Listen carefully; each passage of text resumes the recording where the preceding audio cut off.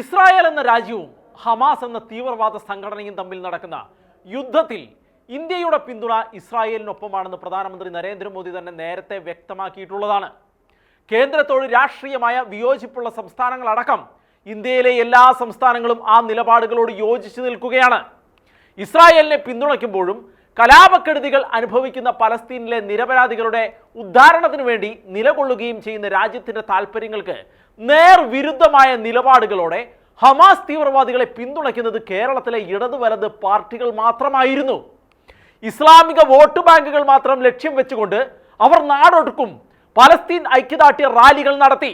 ഇസ്രായേലിനെ എതിർത്തും ഹമാസ് ഭീകരതയെ വാഴ്ത്തിയും vote bank പ്രീണനത്തിന് ആക്കം കൂട്ടുമ്പോൾ കഴിഞ്ഞ ഒക്ടോബർ 15-ന് തിരുവനന്തപുരത്ത് പാളയം സ്ക്വയറിൽ ഇസ്രായേലിനോട് ഐക്യദാർഢ്യം പ്രഖ്യാപിച്ചുകൊണ്ട് പോലീസ് അനുമതിയോടെ തന്നെയാണ് നടത്തിയതെന്ന് പറയുന്ന റാലിക്കും സമ്മേളനത്തിനുമെതിരെ വിവിധ വകുപ്പുകൾ ചേർത്ത് കേസെടുത്തുകൊണ്ട് പോലീസ് കേരളത്തെ ഞെട്ടിച്ചിരിക്കുകയാണ്. CEFE ആംഗ്ലിക്കൻ ചർച്ചിന്റെ ആഭിമുഖ്യത്തിൽ ബിഷപ്പ് മോബിൻ മാത്യു കുന്നപ്പള്ളിയുടെ നേതൃത്വത്തിൽ നടത്തിയ പരിപാടിയിൽ മുഖ്യ അതിഥിയായി പ്രസംഗിച്ചത് നടനും BJP നേതാവുമായ കൃഷ്ണകുമാർ ആയിരുന്നു. ഇപ്പോഴിതാ ബിഷപ്പ് മോബിൻ മാത്യുവിനും കൃഷ്ണകുമാറിനും റാലിയിലും പരിപാടിയിലും പങ്കെടുത്തവരിൽ കണ്ടാൽ അറിയാവുന്ന 60 ക്രൈസ്തവ വിശ്വാസികൾക്കുമെതിരെ അങ്ങേയറ്റം ഹീനമായ രീതിയിൽ കേസെടുത്തിരിക്കുകയാണ്. ഇസ്ലാമിക രാഷ്ട്രങ്ങളിൽ ഇസ്രായേലിനെ പിന്തുണയ്ക്കാൻ രംഗത്ത് വരുന്നവർക്കെതിരെ സമാനതകളില്ലാത്ത വേട്ടയാടലുകളാണ് നടക്കുന്നത്.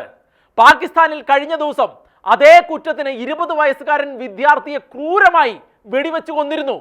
അതേ നിലവാരത്തിൽ ഇസ്രായേലിനെ പിന്തുണയ്ക്കുന്നവർക്കെതിരെ വിശേഷിച്ച് ക്രൈസ്തവ സമൂഹത്തിനെതിരെയുള്ള എല്ലാത്തരം നടപടികളെയും ശക്തമായി തന്നെ അപലപിക്കുകയാണ്.